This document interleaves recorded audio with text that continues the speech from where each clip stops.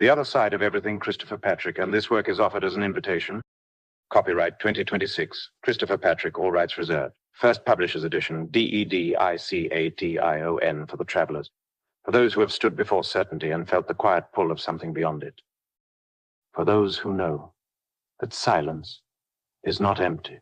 OPENINGNOTE. This journey began before the silence, before you were imagined, long before our voices echoed through the halls of our ancestors. Before thought taught consciousness to answer to the name you call yourself, and all that it entails. It moved through our ancestors long before their unfinished memories entered the collective consciousness. It is a current without end, moving through countless lifetimes and lines of ancestry. It is taking place now, in you, through you. This is your moment to explore the memories of the forgotten, the resonance that moves around us and through us. Part 1. The journey. The doorway begins to open. PROLOGUE, where the listening began. Before there was a book, there was a track. Before there was a track, there was a question. Not spoken, felt. A pressure beneath thought. A pull toward a horizon that could never quite be seen. Some call it curiosity. Some call it longing. Some call it destiny. We will call it the doorway. The music did not behave like a conventional song. It moved like a landscape. It opened quietly, and it built slowly. It stretched across time like a long road through a place the listener had never visited, yet somehow remembered. The two names. The title first carried two possible names: The Other Side of Nothing and The Other Side of Everything. At first, they seemed opposite. Later, they became reflections of the same mystery. Nothing and everything stand across from one another like distant shores, yet at the deepest edge of thought, they begin to resemble one another. Nothing is not merely absent. Everything is not merely accumulation. Both point toward the place where ordinary language begins to fail. The music entered that place before the book had words for it. It became the first map, though it did not yet know it was a map. Before the map, the book came later. The conversation came later. The symbol came later. But the doorway was already present in the listening. A sound can become an opening when the listener stops trying to possess it too quickly. A song can become a passage when it creates enough space for something unnamed to move through. That is what happened here. The track did not explain the journey. It invited it. And once the invitation was accepted, the doorway began to reveal that it had never been merely a threshold ahead. It was consciousness beginning to open within itself. Before the book was written, the doorway was heard. Before the doorway was named, something had already opened. CHAPTER1. The doorway. The doorway is not an object in the world. It is the name language gives to an awareness it cannot contain. Language helps us recognize things by drawing lines around them. It gives edges to what we want to understand. This and not that, here and there, before and after. The word doorway does the same. It creates a threshold around an experience that, in itself, has no wall and no fixed location. In another system, it might be called a gateway. In another, a center, a field, a symbol, or nothing at all. The name is less important than the recognition it points toward. Something within consciousness becomes aware of itself. This awareness is not somewhere beyond us. It is already present. It may be felt as a geometry, an order of relationship through which the individual mind touches the collective consciousness and what some would call the source of all. Not because it takes us away from the world, but because it reveals that we have never been separate from it. The image of a threshold can be useful for a time. It gives the mind a way to approach what it cannot yet explain. But the image becomes a limitation when we mistake it for a literal boundary. There is no wall to break through and no distant place to reach. There is only the moment when attention stops treating the inner life as something outside itself. Do not let language limit your understanding of this doorway or your relationship to it. The word is only a sign placed at the edge of something living. This is your personal doorway, not a wall around consciousness, but an opening through which it expands. It is where your soul remembers its ability to communicate across the multitude of dimensions through which it already moves. The other is the part of us willing to remain with that moment. He is not a traveler escaping the world. He is the witness who notices that the language of separation has begun to loosen. What communicates there does not arrive as an instruction. It moves with and through you, through memory, intuition, silence, relationship, and the questions that will not leave you alone. It's not asking to be possessed or proven, it is asking to be noticed. So the doorway is not a destination. It is a name for the instant consciousness recognizes its own depth.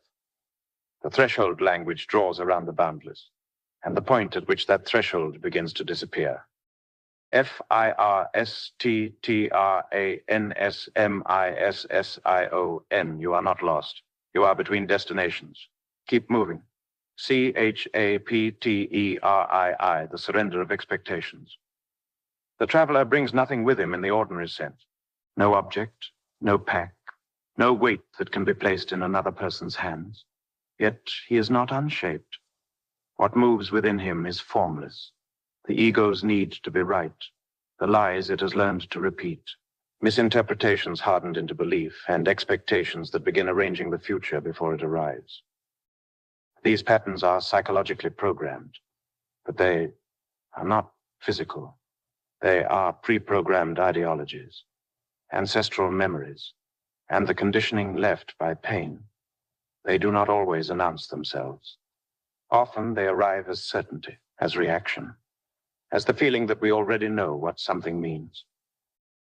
They shape the traveler from within. They move through the personal stream of consciousness, deciding what is noticed, what is feared, what is desired, and what is projected outward. What remains unseen within us often becomes the meaning we place upon the world. This is how expectation gains its power. It is not simply a hope for an outcome. It is an old pattern attempting to speak for the future. The field around a person is shaped by these movements. It is the emotional energy gathered through memory, belief, grief, fear, love, and experience. It moves around us, but it also moves through the life we are living. When one soul meets another, it reads this field long before language catches up. It senses contraction or openness, grief or guardedness, peace or unrest. This emotional construct becomes a lantern in the shadows of the collective mind. It does not reveal the whole truth of a person, but it illuminates what is presently asking to be seen. The surrender of expectation is not the denial of history. It is not the rejection of the self. It is the willingness to stop mistaking inherited responses for truth, fear for prophecy, or emotional patterns for identity. The other begins to recognize the difference between what passes through him and what he is. He no longer asks the unknown to confirm the story he has already been told. He allows experience to arrive before ego gives it a name. He's not empty. He's available. SECONDTRANSMISSION. Expectation is a map. Experience is the territory. The map is useful. Eventually, every traveler must look up CHAPTER11, the ocean of silence. Through the language of experience, we give names to what we feel. The names are useful, but they are limited. They can describe a wave without holding the ocean. At the edge of what language can contain, awareness begins to sense the vast ocean of consciousness flowing through us, from what some call the source of all things. Silence is not an absence of meaning. It is the presence that remains before meaning is divided into separate pieces. This is the field of energy, emotion, and becoming. It gives the personal collection we call the self its present shape, but it is not the self's final boundary. Within it are qualities we recognize, qualities we have not yet met, qualities that lie beyond the limits of ego, and qualities that will unfold as the soul moves toward its true nature. This field holds every possibility within itself, not as something to be forced open, but as something waiting to be recognized within awareness. Recognition is only the beginning. What is recognized must then be integrated into the wider stream of consciousness of which the personal self is already a part. Integration meets resistance in every traveler. This resistance does not mean that something has gone wrong. It serves one essential purpose: to make the integration visible. Tension is the place where an older pattern still tries to hold its form, while a deeper capacity asks to be lived. The other learns not to mistake this tension for failure. He understands that growth and development often take place beneath pressure, before they can be named as growth. Resistance becomes a signal. Something within him is asking to be seen, included, and brought into a new relation with the whole. In silence, he does not force the tension to disappear. He remains with it long enough to recognize what is changing. What once felt like an obstacle begins to reveal itself as a movement of becoming. This is the point at which awareness becomes aware of itself. It begins to notice the smaller developments the ego must move through before growth or expansion can occur, without creating new boundaries. To meet those movements, one must witness without judgment, be present without imposing influence, and recognize emotional constructs without being governed by emotional predispositions. Fear, love, grief, and life force may appear in different forms, but each is energy. It must be integrated, processed, and allowed to move onward. Nothing is static. Nothing is still. The stillness we seek is the stillness we cultivate within ourselves.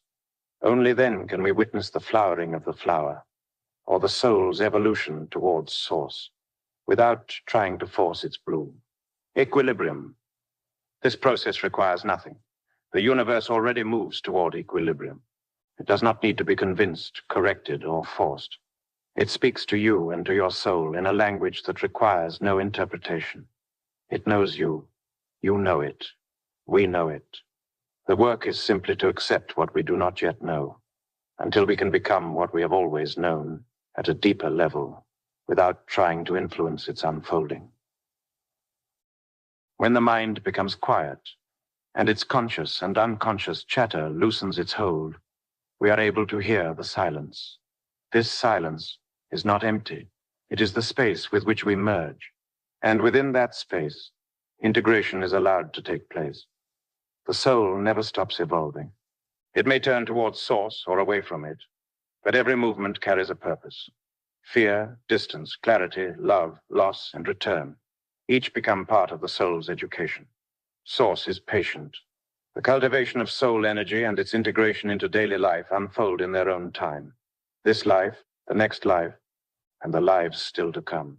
This evolution began with our ancestors generations ago, and it will continue for generations after us. Awakening is not its end. Enlightenment is not a possession that completes the work. Whatever name we give the discovery, the soul continues learning how to embody what it has recognized. The universe does not rush the flowering, neither should we. THIRDTRANSMISSION, we inherit stories. We inherit wounds. We inherit dreams. But inheritance is not identity. When the noise settles, what remains is not nothing. What remains is truth. CHAPTER4, the inheritance of ancestry. Our individual universe is not born empty. It is shaped before we speak, before we choose, before we understand what choosing means. The beliefs of our ancestors move through us. Their fears become instincts. Their lessons become assumptions. Their survival becomes our programming. Their unfinished questions become our private weather. The other came to understand that ancestry was not merely biological. It was experiential, a collective memory sculpting the edges of perception. Each generation handed forward more than blood. It handed forward expectation. This did not make ancestry wrong. It made it powerful. Every inherited belief once served a purpose. Every fear once protected someone. Every limitation may have once been wisdom in another age. But what protects one generation may imprison another. The other did not reject his ancestry. He listened to it. He honored it. Then he asked, what belongs to truth? And what belongs only to survival? This question did not destroy the ancestral voices. It placed them in proper relation. They were no longer masters. They became witnesses. The other understood that his journey was not separate from those who came before him. He was not walking alone. He was walking with countless unfinished journeys inside him. Every moment of awareness completed something that began long before his own birth. Awakening was not an escape from ancestry. It was ancestry becoming conscious of itself, and in that recognition, the past was not erased. It was released from the need to repeat itself. The line behind him remained. The line before him opened. The other stood between them, not as a prisoner of inheritance, but as the first conscious witness in a long chain of becoming. FOURTHTRANSMISSION, we inherit the road. We do not have to remain on it. Honor what carried you here. Release what cannot carry you forward. Part 2. The light. Truth is lived, not owned. CHAPTER 5. The responsibility of the light. The other no longer asked whether truth should be given. By then, he already understood that truth could not be owned, and what cannot be owned cannot be given. This was not a failure of compassion. It was the beginning of wisdom. Truth was not a possession. It was not an object to place into another traveler's hands. It was not doctrine, trophy, or final sentence carried back from the edge of silence. Truth could be pointed toward. It could be reflected. It could be lived, but it could not be transferred. A person may be handed information. They may be taught methods. They may be shown symbols, stories, doorways, and maps. But recognition must happen within them. Otherwise, even the clearest insight becomes only another inherited belief. The other saw the danger clearly. To speak too strongly was to create another prison. To remain silent completely was to hide the doorway. So the question changed. Not, how do I give truth, but how do I live in such a way that the light remains visible without becoming doctrine? This became the responsibility, not ownership, not conversion, not persuasion. Responsibility. The responsibility to illuminate without controlling, to speak without possession, to guide without demanding obedience. The responsibility to remain available without standing in the place of another traveler's journey. The other understood then that awakening did not make him the owner of truth. It made him responsible for his relationship to the light. The light belonged to no one. And because it belonged to no one, it was available to all. FIFTHTRANSMISSION, the light cannot be owned. It can only be lived, shine without claiming, guide without possessing, keep the doorway visible. CHAPTERBY, the boundless. At this stage of the journey, language began to fail. Not because understanding had weakened, but because understanding had moved beyond the structure language was built to hold.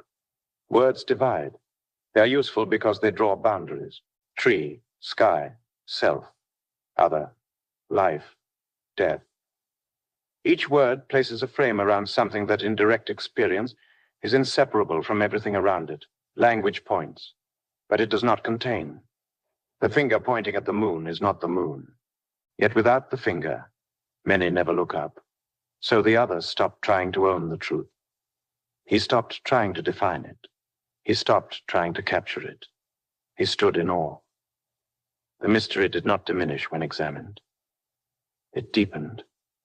The more he saw, the less he claimed. The closer he came, the quieter he became. That humility became a signpost. The ego says, I have found the truth. Awareness says, whatever this is, it is larger than my ability to describe. Truth can be pointed toward. Truth can be reflected. Truth can be embodied. But truth cannot be contained. The moment we say, this is truth, we have already reduced the boundless into a form. And yet, there is nothing wrong with form. The map is not the territory. The word is not the thing. The symbol is not the mystery. But each can help the traveler remember to look beyond it. The other understood then that language was not the enemy of truth. Language was a bridge. A bridge is not the far shore, but without it, many never begin the crossing.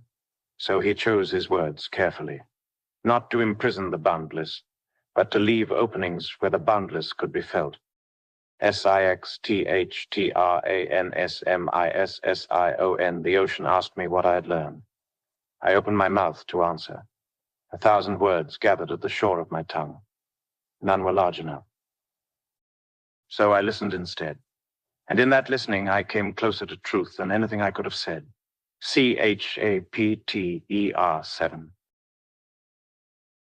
The nameless and the formless. The journey began with a destination, or at least the expectation of one. But the final discovery was not a final place. It was an ever-deepening intimacy with what cannot be named. The nameless, the formless, the boundless source from which all forms arise, and to which all forms return. The other searched for the destination. He crossed deserts of thought, oceans of memory, constellations of belief. He shared expectations. He surrendered certainty. He followed every path he could find. At the end of the journey, he discovered there was no destination, only presence, only mystery, only the silent recognition that what he sought was never elsewhere. He could not tell anyone what it was.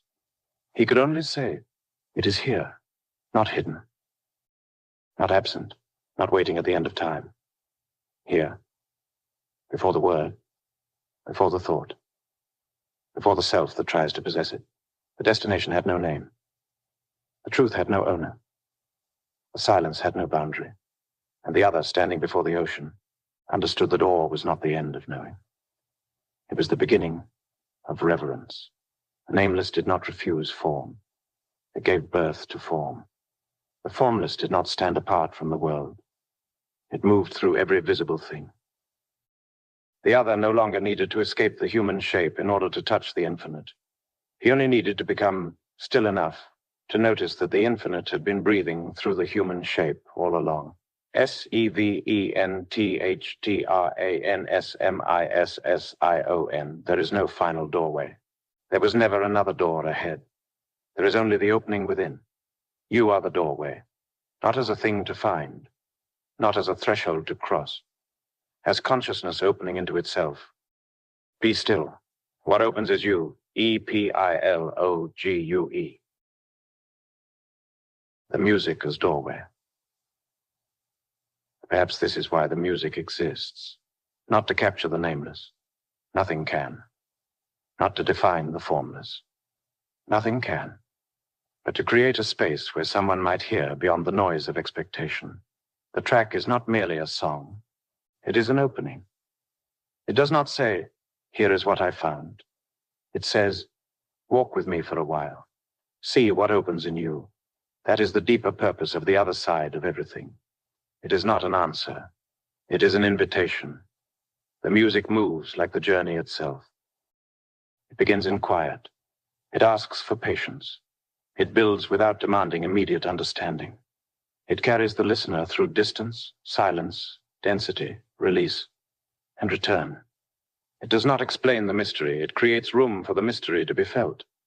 And perhaps that is enough. Perhaps that is the honest work of art. Not to own the truth, not to give the truth, not to name the nameless, but to become a passage in which another traveler remembers what was already present. The doorway had served its purpose. Presence remained. Part 3. The symbol. The geometry beneath recognition. The journey eventually arrives at a form. Not because truth can be contained, but because the mind sometimes needs a visible structure to remember what experience has already begun to reveal. A symbol is useful when it does not pretend to be the thing itself. It does not replace the journey. It gives the journey a shape the eye can return to. What has been lived in silence, ancestry, surrender, polarity, and light now gathers into form. Not to imprison the mystery, to leave it legible. What follows is not an explanation of the infinite. It is a set of openings. Read slowly, enter carefully. Do not stop at the image. A symbol becomes dangerous when it is admired more than entered. APPENDIXA. The symbol of the other. The symbol is not an ornament. It is not a badge, a doctrine, or a final answer. It is a structure of recognition.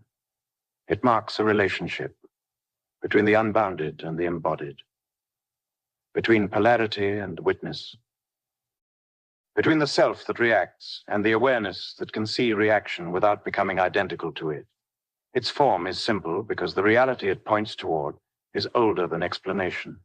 An open circle above, a filled circle below, a vertical axis, left and right thresholds, a center that does not close. Nothing unnecessary belongs here. The open circle gestures towards everything. The uncontained field before division, before naming, before ownership. The filled circle gestures towards nothing, not absence as lack, but the grounded stillness in which realization becomes lived. The vertical axis is the line of passage between them, not escape, not hierarchy, passage. The side thresholds reveal polarity, not as enemies, not as moral theater, as forces, as movements, as directions consciousness may travel through and mistake for identity. The center remains open because awakening does not occur by erasing tension. It occurs when tension becomes visible. This is the first law of the symbol. What is seen clearly no longer rules from the dark. A symbol does not describe a doorway waiting somewhere ahead. It reveals a deeper recognition. The traveler is the doorway becoming conscious of itself. The axis remains. The center witnesses. What opens is you. The axis remains. The center witnesses. What opens is you. APPENDIXB. The witness and the paths. The left and right paths should not be reduced to moral opposites. They are not heroes and villains. They are movements within consciousness. One path may turn inward towards shadow, dissolution, instinct, rebellion, and the refusal of inherited structure. The other may turn outward toward order, service, discipline, harmony, and the preservation of what still serves life. Neither path is complete by itself. The left path, without awareness, can become appetite, isolation, destruction, and fascination with rupture for its own sake. The right path, without awareness, can become obedience, fear, denial, and the worship of inherited form. The question is not which side deserves victory. The question is whether consciousness is present. This is why the center matters. The center is not compromise. Appendix B continued, it is not passivity, it is not avoidance. It is the witnessing position from which movement becomes visible before it becomes command. From the center, the traveler can feel the pull of rejection without becoming identical to rejection. From the center, the traveler can feel the pull of obedience without becoming identical to obedience. This is the difference between movement and possession. What is unconscious feels fated. What is witnessed becomes choice. The diamonds are thresholds because every living tension eventually asks for decision. What has been rejected? What has been inherited? What can no longer be obeyed? Appendix B continued, what now must be lived? At the center, these questions stop being abstractions. They become the architecture of awakening. No path is complete without awareness. The left path reveals what was hidden. The right path reveals what can be ordered. The center reveals the one who sees. No path is complete without awareness. The left path reveals what was hidden. The right path reveals what can be ordered. The center reveals the one who sees. APPENDIXC. From conflict to conscious relation. The symbol can be read as a still image, but it is also a record of movement. At first, the traveler does not stand in the center. He moves through inherited direction, borrowed meaning, reaction, fear, and unconscious momentum. In this condition, the paths do not appear as energies held in relation. They appear as forces fighting for control. One voice says, break everything. Another says, preserve everything. One says, become no one. Another says, become what was handed to you. The traveler mistakes these pressures for identity. He says, this is who I am. This wound is who I am. This discipline is who I am. This refusal is who I am. But these are movements, not essence. Appendix C continued. Conflict begins when the center is forgotten. The witness remains present, but it is not yet consciously inhabited. The connection between the unbounded and the embodied remains intact, but the traveler has not yet recognized it. This is why the doorway first appears outside him. When consciousness is uncentered, awakening must seem to arrive from elsewhere. Recognition begins when the traveler sees that movement is happening through him but is not identical to him. He can feel the left path without becoming only rejection. He can feel the right path without becoming only obedience. He can feel the pull of transcendence without abandoning embodiment. He can feel the pressure of form without forgetting the unbounded. At this point, the center is no longer theoretical. It becomes lived. Appendix C continued. The witness is not a numb distance from life. It is active awareness. It allows fear to be seen before it rules. It allows inheritance to be heard before it commands. It allows desire, anger, grief, and certainty to arise without immediately becoming the whole self. Recognition is not yet integration. Recognition makes integration possible. Integration begins each time the traveler returns to the opening instead of collapsing into the old movement. Again and again the pressure comes. Again and again awareness returns. Again and again the symbol becomes less like an idea and more like a living architecture of response. Integration is not a permanent state. It is a living fidelity to the witness. Non-alignment forgets the center. Recognition remembers it. Integration lives from it. Non-alignment forgets the center. Recognition remembers it. Integration lives from it. INTERLUDE, meditation of the axis. The axis is not a ladder. It does not pull the traveler away from the world. It is the line by which the unbounded remembers form, and form remembers it was never separate from the unbounded. Above does not escape below. Below does not deny above. The movement is passage. The center is not a compromise placed halfway between them. It is the place in which both become visible without one having to rule. When the traveler returns to the axis, nothing has to be rejected. The old movement can arise. The new response can remain. The opening does not require distance from life. It asks for presence within it. Part 4. The practice. The opening returns to life. A thing is not understood because it has been named. A thing is understood when it begins to alter the way one lives. The symbol is not complete when it is recognized. It becomes real when it enters speech, work, conflict, memory, breath, and the ordinary movement of a day. This is where many travelers turn insight into decoration. They speak beautifully. They recognize patterns. They admire the opening. But admiration is not embodiment. The question now is not what the symbol means. The question is whether it can be lived. Can awareness remain present when reaction rises? Can the center be remembered when inheritance speaks? Can the light remain visible without being possessed? Can the opening be found in the middle of an ordinary life? What follows is not theory. It is return. PPPENDIXD. The practice of the center.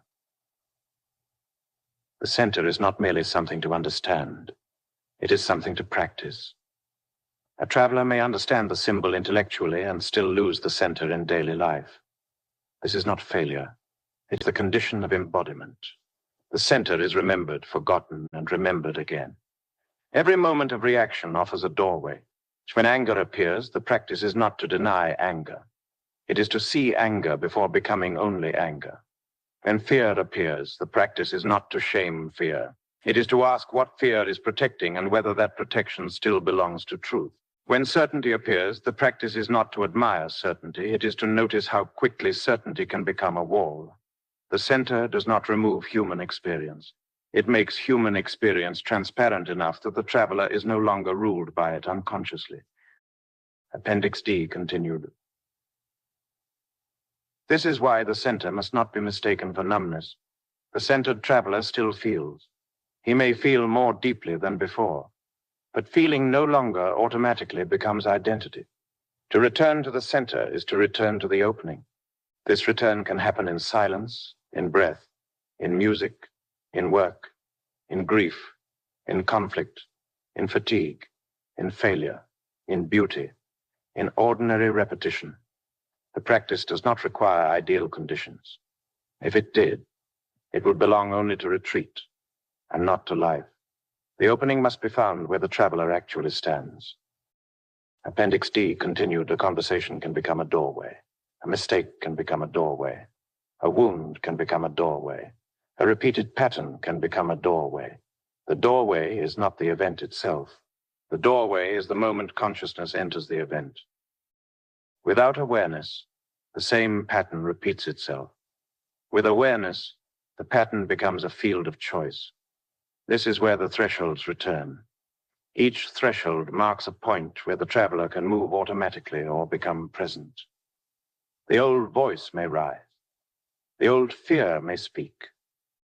The old habit may begin its familiar motion. But the center asks a quieter question.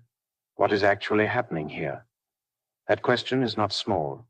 It is the beginning of freedom. The practice is quiet because it does not need performance. It may look like restraint. It may look like listening.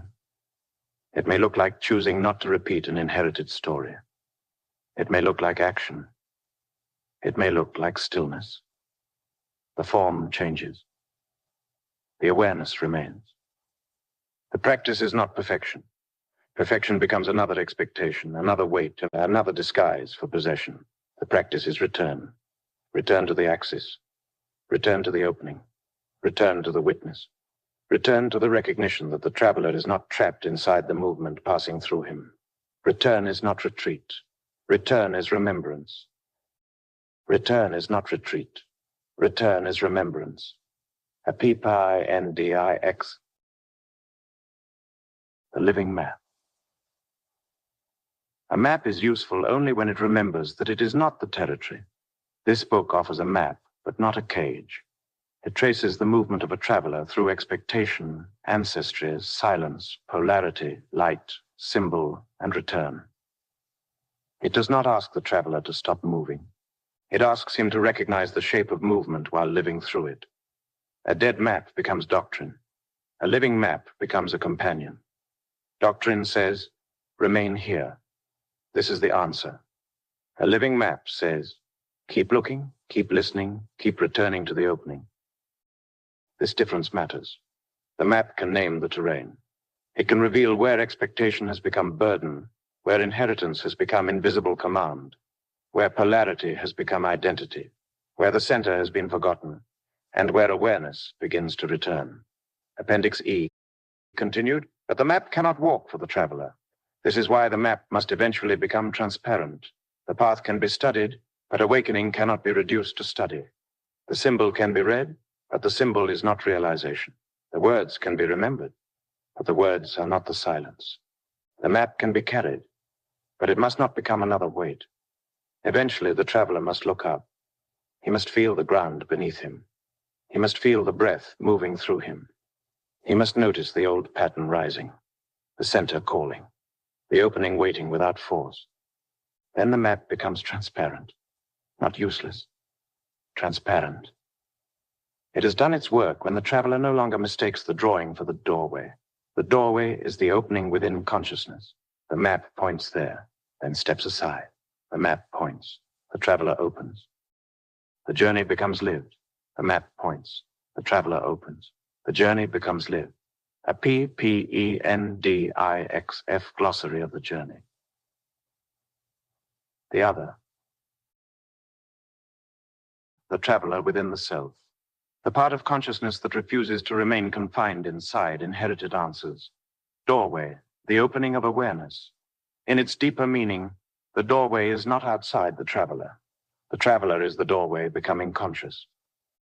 Opening. The inner movement by which consciousness becomes present to itself. Center. The witnessing point where polarity, reaction, inheritance, and choice can be seen without immediate possession. Axis. The vertical line of awareness joining the unbounded and the embodied above and below source and form. Everything, the uncontained field before naming, ownership, division, or explanation. Nothing. Not absence as lack, but the still ground in which realization becomes embodied and lived. The path. Left path, a movement of consciousness associated with shadow, refusal, inward descent, confrontation, and the breaking of false structure. Right path, a movement of consciousness associated with order, discipline, service, preservation, and the building or protection of structure that still serves life. Diamond, a threshold of alignment and choice, a stable form turned into motion. Polarity. The tension between apparent opposites. In this work, polarity is not erased. It is made conscious, ancestry. The inherited field of memory, fear, belief, survival, and unfinished questions carried through the traveler. Expectation, a projected demand placed upon experience. Useful as orientation, dangerous when mistaken for reality itself. Silence, not emptiness as lack, but the field in which inherited voices lose command and truth no longer requires argument. Light. Illumination made visible through presence, relation, and lived awareness rather than possession. Recognition and return. Transmission, a concentrated landing point. Not an explanation, but a deliberate pause of recognition. Map a structure of orientation that helps the traveler recognize movement without replacing lived experience. Recognition, the moment consciousness sees what had previously been automatic. Integration, the ongoing practice of returning to the center until polarity remains present without remaining unconscious. Presence awareness without grasping. The fact of being here before possession, performance, or escape. Boundless, that which can be approached, felt, or pointed toward, but never fully contained by language or form. Return. The movement back to the center after forgetting. Not retreat, but remembrance. The journey. The lived passage from certainty into awareness, from inherited motion into conscious opening. A word is a vessel. A symbol is a doorway. The journey is lived. APPENDIXG. Questions for the traveler. These questions are not instructions. They are openings. They are not meant to reduce the journey to a method or turn the book into a system. They are meant to give the traveler places to pause after reading. A quick answer often belongs to the old structure. A living answer may need silence before it can speak. Let each question remain open long enough to disturb certainty without demanding immediate performance. The question is a part of the doorway. Expectation. What expectation am I carrying that I have mistaken for direction? What outcome have I demanded from life, art, love, work, or awakening? Where has expectation made me heavier than the journey itself? What remains if expectation falls away? Do I know the difference between intention and possession? Can I move with care without demanding control? Where have I confused arrival with meaning? What step would I take if the step itself were enough? Ancestry. Which inherited voices still speak through me without being examined? What fear in me may once have protected someone before me? What belief once served survival but no longer belongs to truth? Where do I honor my ancestry? Where do I obey it unconsciously? What unfinished question may I be carrying for those who came before me? What would it mean to listen without becoming imprisoned? What might become possible if inheritance became conscious? Polarity. Where do I collapse into one side of the path? Where do I reject structure because it feels like confinement? Where do I preserve structure because freedom feels dangerous? What does my left path reveal? What does my right path protect? Where is the center when both sides begin to pull? Can I witness polarity without immediately choosing identity? What becomes visible when neither side is allowed to rule unconsciously, light and center? Where have I tried to own the light instead of live in relation to it? Where have I confused speaking truth with possessing truth? How can I illuminate without controlling? What does the center feel like in my body, not merely in thought? What reaction most often pulls me away from the center? What practice helps me return? Can I let the light remain available without claiming it as mine?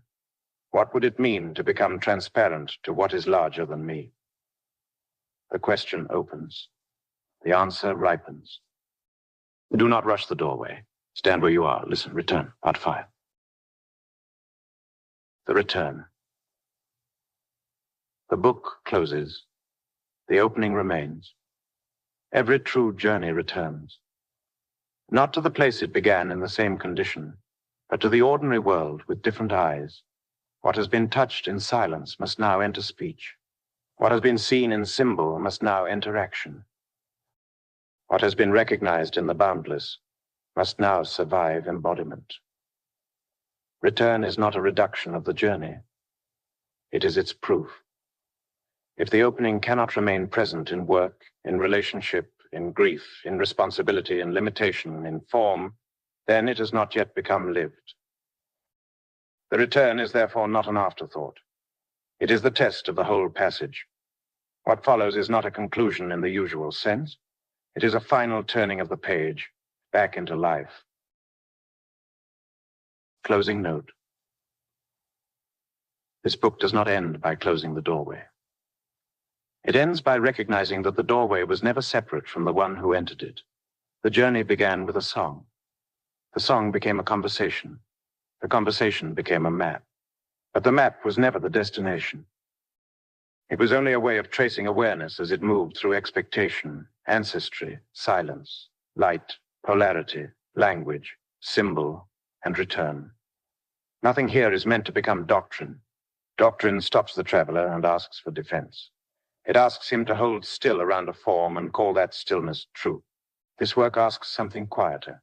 It asks the traveler to keep noticing, to notice when certainty hardens, to notice when inheritance begins to speak through the voice as if it were the voice, to notice when fear disguises itself as wisdom, to notice when rebellion disguises itself as freedom, to notice when the light is being claimed instead of lived, to notice when the symbol has become an object of admiration instead of a structure of entry.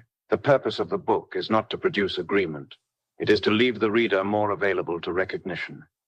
If anything has been found here, it is not a final answer. It is a way of standing, a way of listening, a way of remaining present long enough for what is real to become visible without force. Awakening does not remove the traveler from life. It returns him to life with greater intimacy. The ordinary world remains ordinary. Work remains work. Grief remains grief. Responsibility remains responsibility. But something in the way they are inhabited begins to change. The center is remembered more quickly. The inherited voice is recognized sooner. The old pattern loses some of its invisibility. The opening does not eliminate the human struggle. It makes that struggle more conscious, and therefore less absolute. This is enough. The doorway does not ask for perfection. It asks for presence. The light does not ask for ownership. It asks to remain visible. The path does not ask for certainty. It asks for willingness, so the book can end here. Not because the journey is complete, but because the reader no longer needs these pages in the same way. At a certain point, the map must step aside. At a certain point, the symbol must become transparent. At a certain point, the traveler must look up. The ground is still beneath you. The breath is still moving. The old world has not disappeared, but neither has the opening. Stand where you are. Listen carefully. Do not rush to conclusion. Do not rush to mastery. Do not rush to name what is still revealing itself. The doorway remains where it has always been. Here. In awareness, in relation, in the quiet space before possession. In the moment, consciousness enters the moment. In the simple willingness to remain present long enough for the real to speak without argument, the book closes. The opening remains. The opening remains. The other is not elsewhere. The other is the part of the self willing to meet the unknown without demanding that it become familiar too quickly. The doorway is not elsewhere. The doorway is the opening within consciousness. The path is not elsewhere. The path is the lived movement of returning, again and again, to the witness, to the center, to the place where force becomes visible before it becomes identity. Nothing final has been given. Nothing final could be given. What has been offered is companionship, a shape, a language, a symbol, a set of openings. If they have served their purpose, they will not become another structure to cling to. They will become transparent enough for life itself to begin speaking through them. The work is not finished. It has only become quieter. Carry what is true. Release what becomes weight. Return when you forget. Return when you remember. Return when the world grows loud. Return when the silence opens again. The center remains. The axis remains. The opening remains. What opens is you. Carry water. There is more than what is seen, more than what is named, more than what the mind can hold. The other is not a novel. It is a reflective passage through symbol, silence, and inner inquiry. Part meditation, part spiritual reflection, part esoteric wisdom. It is written for those who sense a deeper pattern beneath experience and are willing to listen inward. Not a story, a doorway.